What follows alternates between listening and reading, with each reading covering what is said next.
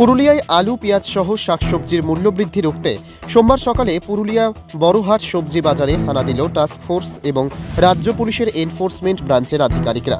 বিগত সময় টাস্ক ফোর্সের নজরদারি সত্ত্বেও ফরিদের বারবারন্তর জেরে গোটা রাজ্যের পাশাপাশি পুরুলিয়ার বিভিন্ন সবজি বাজারগুলিতে দাম নিয়ন্ত্রণ করতে ব্যর্থ। গত সপ্তাহে এই মূল্যবৃদ্ধির বিরুদ্ধে সরব হন মুখ্যমন্ত্রী মমতা বন্দ্যোপাধ্যায়।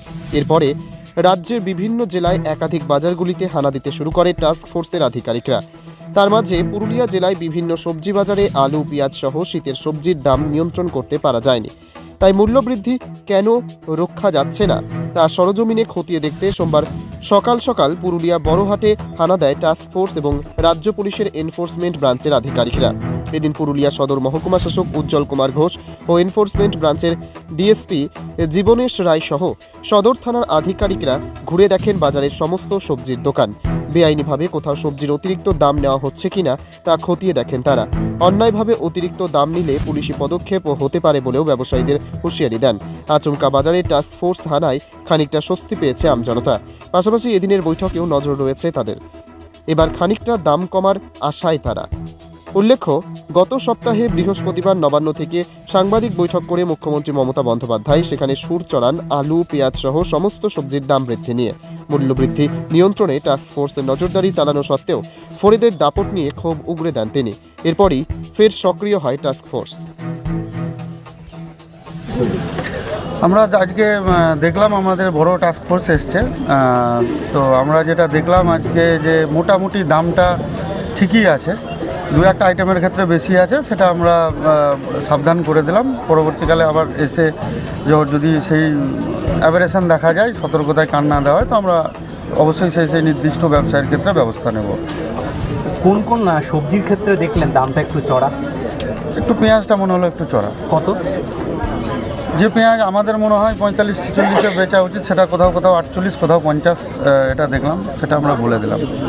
আর বাঁধাকপি ফুলকপি আপনারা বললেন যে ওই খোসাটা ছাড়িয়ে বিক্রি করে না, এই ব্যাপারে হ্যাঁ, ওই একজন ব্যবসায়ী বলছেন যে খোসাটা ছাড়িয়ে বিক্রি করতে হয় বলে 40 টাকা। তো আমরা বললাম সেটার ক্ষেত্রে একটু দেখতে, যে খোসা ছাড়ান বেশিরভাগ ক্ষেত্রেই হয়তো খোসা সহই নেয়, সেক্ষেত্রে দামটা ঠিকঠাক হবে, মানে যেটুকু কিনেছে প্রফিটটা একটা নির্দিষ্ট লেভেলে থাকাটাই বাঞ্ছনীয়।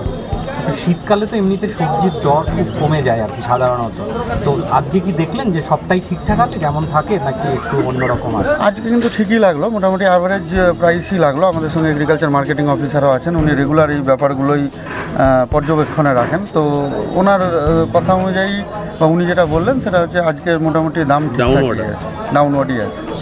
রেগুলার বেসিসে হয় এবং সপ্তাহে 7 দিনই হয়। এটা একদমই ঠিক নয় যে আমাদের টাস্ক ফোর্স এরকম মাঝে মধ্যে আসে, আমরা মাঝে মধ্যে আসি, হয়তো স্যার মাঝে মধ্যে আসেন, আমাদের প্রতিদিন আসা হয় না। এখন আমাদের task force regular market visit করে।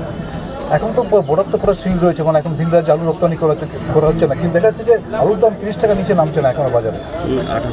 28 বিক্রি হচ্ছে আজকে। এখন কি মনে হয় এই অভিযানের পরে কি দাম কিছু কমবে না, আবার সেই আগের মতো দাম কিছু? আজকে দাম মনে হলো ঠিকই আছে, আমরা এটাকে নজরে রাখছি যাতে দাম হঠাৎ করে বেড়ে না যায় বা কেউ অসাধু উপায় দামটাকে বাড়িয়ে না দেয়।